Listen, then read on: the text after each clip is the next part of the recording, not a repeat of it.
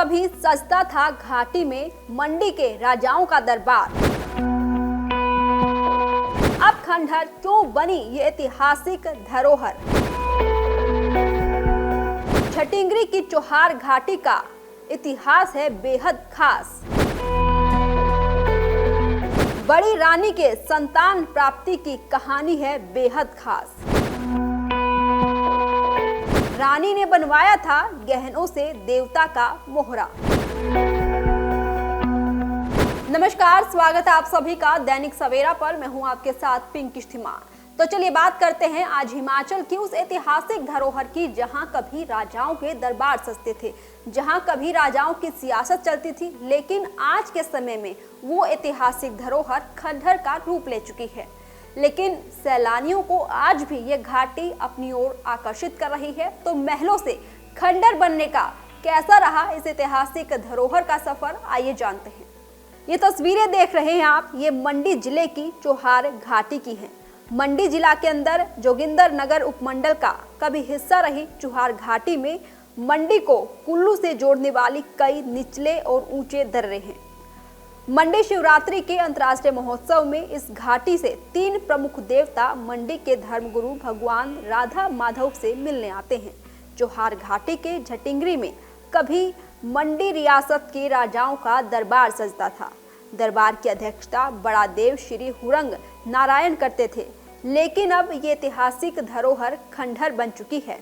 इस दौरान न केवल रियासत के राजा स्थानीय लोगों के साथ मिलते जुलते थे, बल्कि उनकी समस्याओं को भी सुना जाता था। इस दरबार की अध्यक्षता चोहार घाटी के बड़ा देव श्री हुरंग नारायण करते थे। वर्तमान में झटिंगरी के इस ऐतिहासिक स्थल पर रियासत कालीन महल मौजूद नहीं रहा है। अब ये केवल कुछ अवशेष ही देखने को मिलते हैं। यहाँ पर राजा के साथ साथ रानी का भी एक अलग महल हुआ करता था। लेकिन इतिहास के पन्नों से ये बात साबित हो जाती है कि चोहार घाटी के झटिंगरी में न केवल मंडी रियासत के राजा स्थानीय लोगों से मिलते जुलते थे, बल्कि यहाँ पहुंचकर समस्याओं का भी निवारण किया जाता था। चोहार घाटी से जुड़ी कई ऐतिहासिक और रोचक जानकारी भी पढ़ने को मिलती है। इस बारे में मंडी रियासत के राजा सूरज सेन के समय चोहार घाटी को लेकर कुछ ऐतिहासिक संदर्भ भी हैं।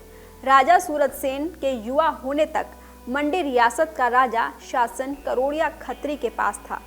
जैसे राजा सूरज सेन बड़े होने लगे तो सत्ता करोड़िया के हाथों से निकलने लगी। ऐसे में करोड़िया ने नूरपुर के राजा जगत सिंह से मिलकर षड्यंत्र रचा।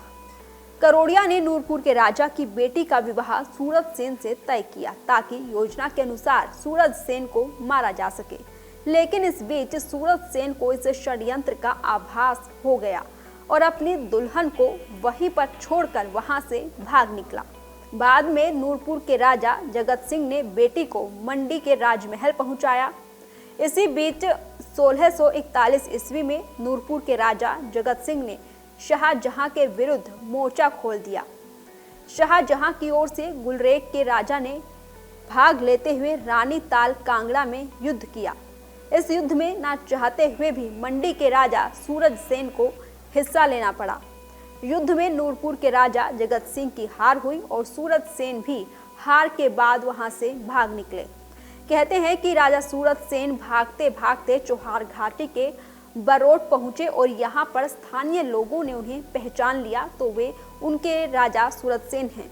उस वक्त लोगों में ये चर्चा थी कि मंडी का राजा सूरज सेन युद्ध में या तो मारा गया है या फिर गुम हो गया है। ऐसे में लोगों ने उन्हें पूरे मान सम्मान के साथ मंडी राजमहल पहुंचाया। इसके बाद राजा सूरज सेन ने चोहार घाटी की बेगार माफ कर दी और झटिंगरी में अपना दरबार लगाकर चोहार घाटी के लोगों से मिलने लगे। इस दरबार की अध्यक्षता बड़ा देव श्री हुरंग नारायण करते थे। इसके बाद यहाँ पर मंडी के राजाओं ने महल भी बनवाया। साथ ही रानी के लिए भी यहाँ एक अलग महल बनवाया गया। लेकिन वर्तमान में अब मात्र इन ऐतिहासिक धरोहरों के कुछ अवशेष ही रह गए हैं। जब मंडी की रानी ने बड़ा देव हुरंग नारायण से अपनी संतान की प्राप्ति की आशीर्वाद मांगा था, वो किस्सा भी बेहद खास है। इतिहास के पन्ने बताते हैं कि मंडी रियासत के राजा साहिब सेन के समय उनकी धार्मिक प्रवृत्ति की रानी प्रकाश देई ने संतान न होने पर बड़ा देव श्री हुरंग नारायण से प्रार्थना की थी कि अगर बेटा हुआ तो वो अपने गहनों से देवता का मोहरा बनवाएंगी, और बेटा होने पर रानी ने देवता का मोहरा बनवाया भी था।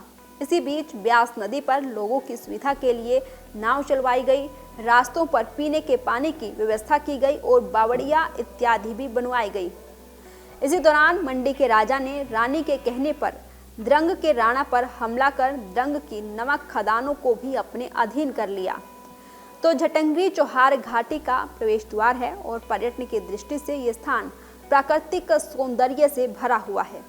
झटंगरी और आसपास के क्षेत्र में देवदार, बुरांस, बान के घने जंगल हैं, जो कि यहाँ सैलानियों को भी अपनी ओर आकर्षित करते हैं। साथ ही इस जगह से कुछ ही दूरी पर जहाँ एक तरफ खूबसूरत फूलाधार की वादियाँ हैं तो दूसरी तरफ घोगरधार है, जहाँ से संपूर्ण चौहार घाटी के साथ साथ जोगिंदरनगर और पधर क्षेत्र को निहार सकते हैं। ये ऐतिहासिक और पर्यटन स्थल मंडी जोगिंदरनगर पठानकोट राष्ट्रीय उच्च मार्ग पर घटासनी नामक स्थान से घटासनी बरोट सड़क पर लगभग 5 किलोमीटर की दूरी पर है। ये स्थान उपमंडल मुख्यालय पधर से लगभग 20 किलोमीटर और जोगिंदरनगर कस्बे से भी लगभग इतनी ही दूरी पर है, और सबसे नज़दीकी रेलवे स्टेशन यहाँ पर जोगिंदरनगर और हवाई अड्डा गग्गल, जो कि कांगड़ा में है, वो लगता है। तो ये इतिहास था चौहार घाटी के अंदर बनी इस ऐतिहासिक धरोहर का, लेकिन आज ये धरोहर खंडहर का रूप ले चुकी है।